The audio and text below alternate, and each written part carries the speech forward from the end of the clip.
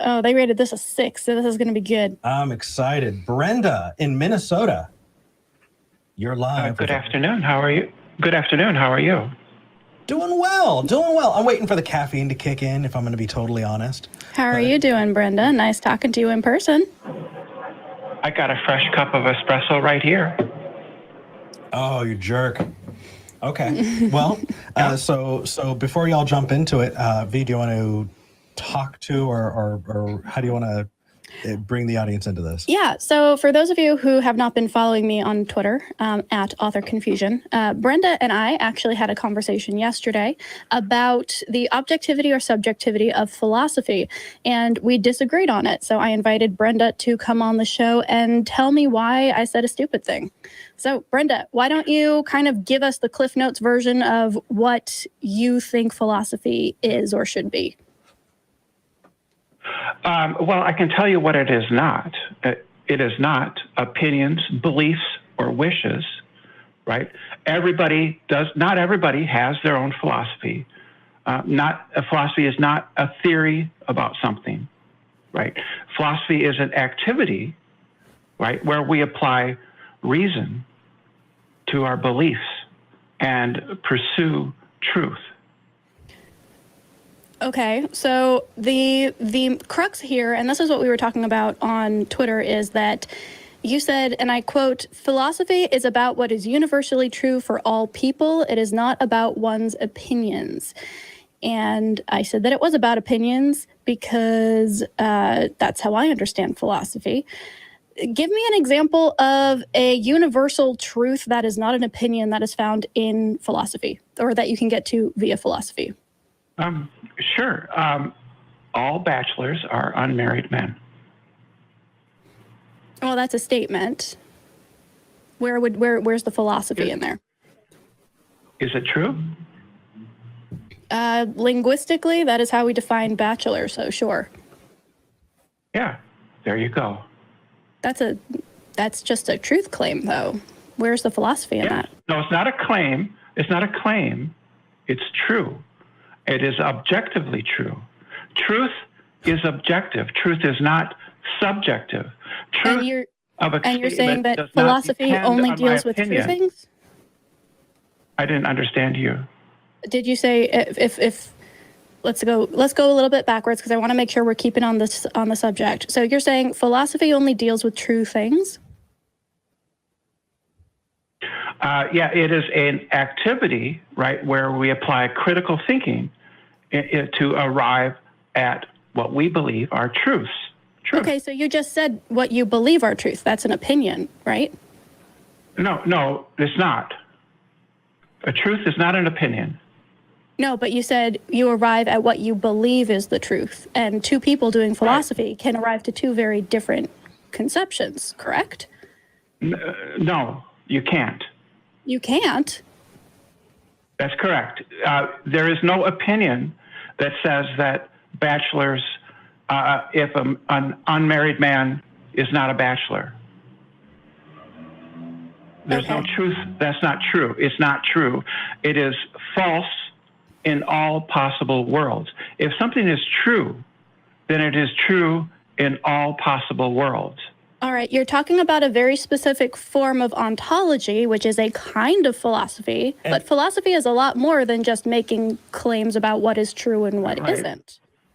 And also, actually, that's a good deal of what philosophy is. I want to leave this between you two, but I just want to say that statement about anything that's true is true in all possible worlds, even in the very specific niche of ontology that V just mentioned that it's a part of, even in that niche, what you said is wrong. But I will be happy to get to that. I'll leave that between. Yes. Absolutely. Go for it. This is interesting. Yeah? Yeah. Okay, cool. Yeah. So it's an aside, and I know it's a rabbit trail, but I just want to make sure that you know when you're talking about modal ontology, something being possible or necessary, if something is true in all possible worlds, then it's necessary. But there can be things that are using that ontology not necessarily true. You see, it's linguistically what you're doing is you're applying one understanding of those words to a different usage. So in this example, if something is necessary, statement, all circles are round, right? Yeah. Is there a world where circles are not round? Correct. Now, how about Eric is wearing glasses? Is it true? Yes. Is it necessarily true? No. Is there a possible world where I don't wear glasses? Yes. Is there a possible world where I don't exist? Yes. Okay. What does that have to do with anything? That is the refutation of you saying if it is true in all possible worlds. If it's necessary, No, it's true it in all isn't. possible worlds. But you said if it's true in all possible worlds. I just want to correct that. Right. Okay. Right. Back to you guys. So what you're talking about are the difference between analytic and synthetic statements, right? So I'm saying that there are truths. I was asked if there are truths that are necessarily true. There are truths that are necessarily true. There are analytic and synthetic statements, right? Okay. Well, there you go. My concern here, though, Brenda, is that you are talking about a specific subset of philosophy, which seems like you may have a tenuous grasp on anyway, and applying it to all philosophy. Do you know that Plato and Aristotle both disagreed on a lot of things, for example? Are you going to say that only one of them was doing philosophy? Actually. I would say that they were not interested in opinions. Wait, they're Okay.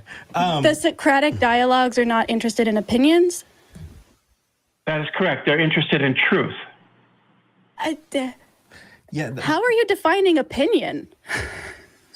Opinion is a belief. Okay. Okay. They are not. Is truth a belief? You can believe things that are true, and you can believe things that are not true. They're not. They can live in the same space, and you get to one through the other. You can't be aware of a truth without having an opinion that it is true. Truth is a subset of beliefs. What? Wait. No. No, knowledge. Truth Knowledge. is knowledge. Yes, knowledge would imply truth. No. No, it truth, doesn't. Yes, you're wrong. You're wrong. Knowledge is a subset of belief. Knowledge is the set of beliefs that you have that are true. Okay, so you're taking something that runs parallel, but that's the difference between epistemology, what you think, and ontology, what is. And so you're taking an ontological statement, right? What is about what is true, and you're applying that. No, I'm not. To an epistemic statement, because when you're talking about knowledge claims, you're talking about your epistemology. Also, if you're saying that knowledge is a subset of belief and belief equals opinion, then by your definition, philosophy deals with opinion. That's how Venn diagrams work. Well, typically when people say opinion unmodified, they mean unjustified beliefs. They mean a belief that is simply held to be, and also I'm talking epistemology, we're not talking ontology. You're confused. You were just talking about ontology, though. Yeah, quit saying truth then. No, I'm not. Yeah. No, I'm not. Truth is not ontology. Truth doesn't have ontology. What? You were just using modal doesn't have ontology an to talk about ontology. necessary truths. Right. But the And truth, particular to those things, doesn't have an ontology. Truth is just a property of statements. Okay. May I pull us back out and Absolutely, and go zoom, for it. and zoom on out on the larger picture here? Yeah. Okay. Hey, Brenda.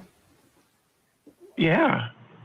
So there are lots of philosophers who have, over time, disagreed on pretty much everything you can disagree on. Stoic versus hedonist.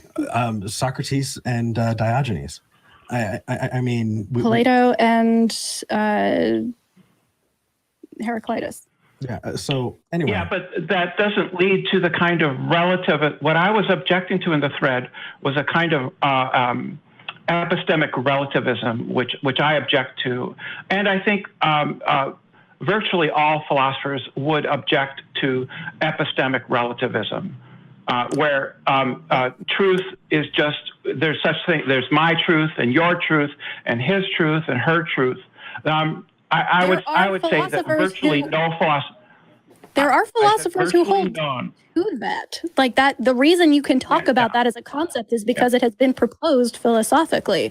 And if I can remind you, the quote that we're talking about here is you saying, all of which, to discuss a prior topic, is your personal subjective experience, which is great for some subjects, but not philosophy. Philosophy is about what is universally true for all people. It's not about one's opinions, which objectively makes no sense.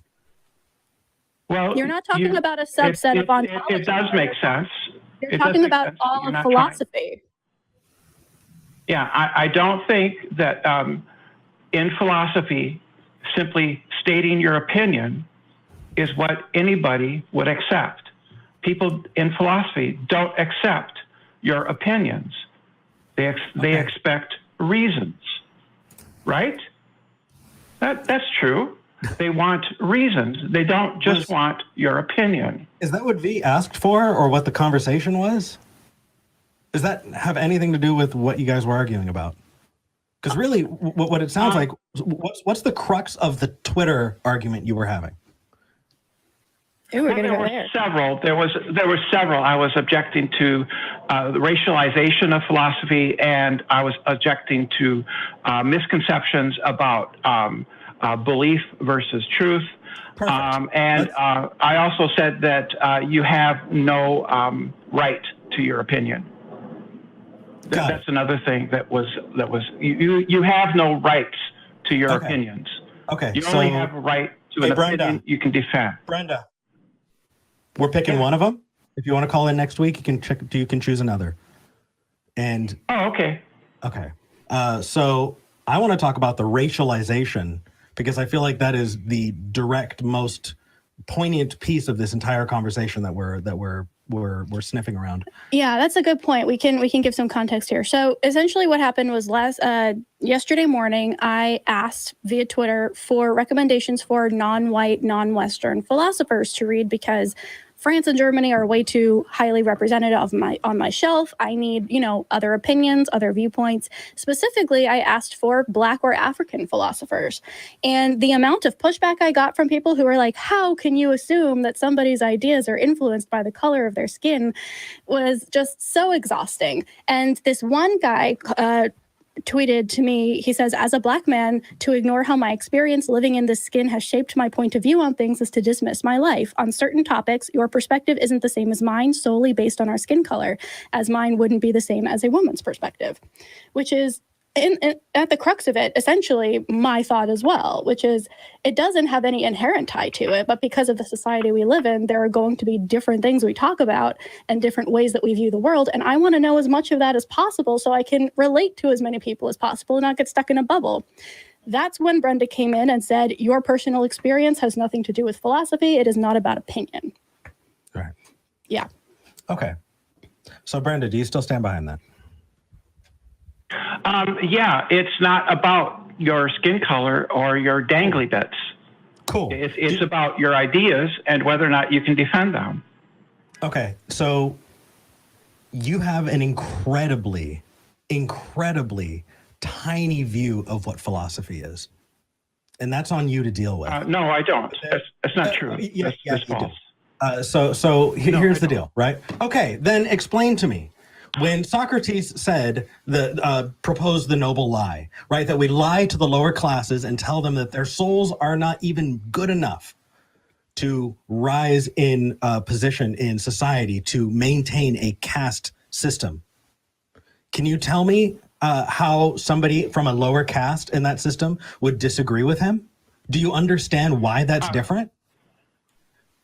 So that was Plato, not Socrates, in the Republic. So Plato wrote all about Socrates. Socrates didn't write his own shit. Easy there, Brenda. Huh? Go ahead. What? Yeah, Socrates didn't write. That was write for himself. Plato wrote about all of it. Yes, very nice. Go ahead. Well, yeah. But that wasn't Socrates. That was Plato. It was his in the Republic. Okay, noble lie. So what about it? Okay, so do you understand how it's different? Defending that. Yeah. Do you Yeah, of understand course. how? Yeah. Do you understand that that's philosophy? Sure.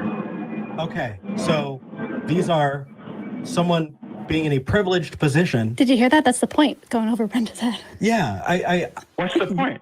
Yeah. Maybe you need to go back over that. So in different privileged positions, people have different views on things, and that goes with their philosophies. Sure. Right. Of So course. yeah. Do you know how hard it is to be a stoic when you can't get a job at the same rate as everybody else? Right. Or that, I mean, shit, I've had the crap kicked out of me for being a Mexican. That definitely impacts how I approach people regularly. Right. And that definitely means that just Sure. saying I'm going to shrug it off, or the only power people are going to have over me is the power I let them have over me. Yeah, you know what? That's really nice until you're getting the shit kicked out of you with the trucks of a skateboard. Yeah.